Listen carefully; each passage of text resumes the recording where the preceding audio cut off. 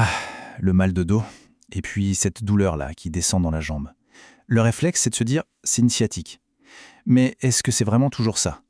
Et si un petit indice, un truc qu'on ignore la plupart du temps, pouvait en fait tout changer? Bon, c'est justement ce qu'on va regarder de plus près. Alors cette question, elle parle à beaucoup de monde, n'est-ce pas?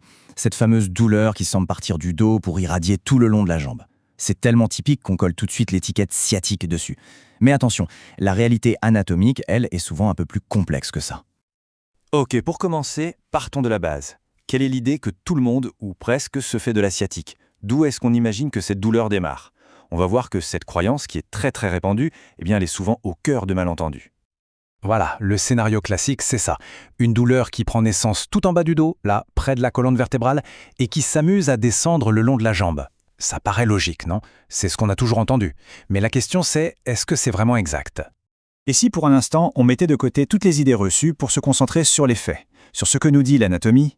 Allons voir un peu où ce fameux nerf sciatique prend vraiment sa source.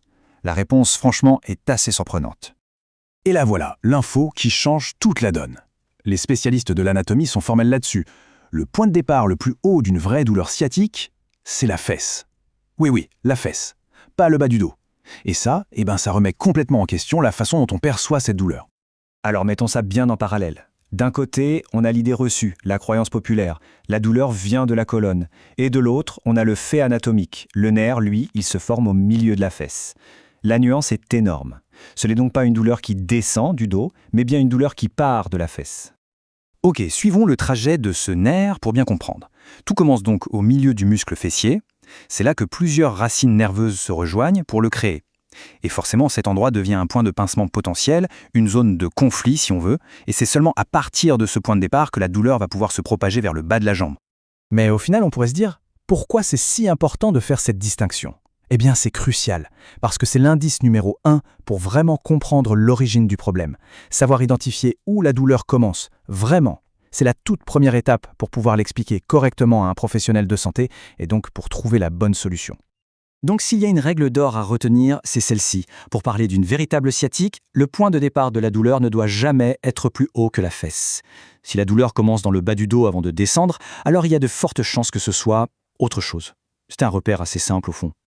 Allez, on récapitule les points essentiels à garder en tête. D'abord, on oublie l'idée que le nerf sciatique prend naissance dans la colonne vertébrale.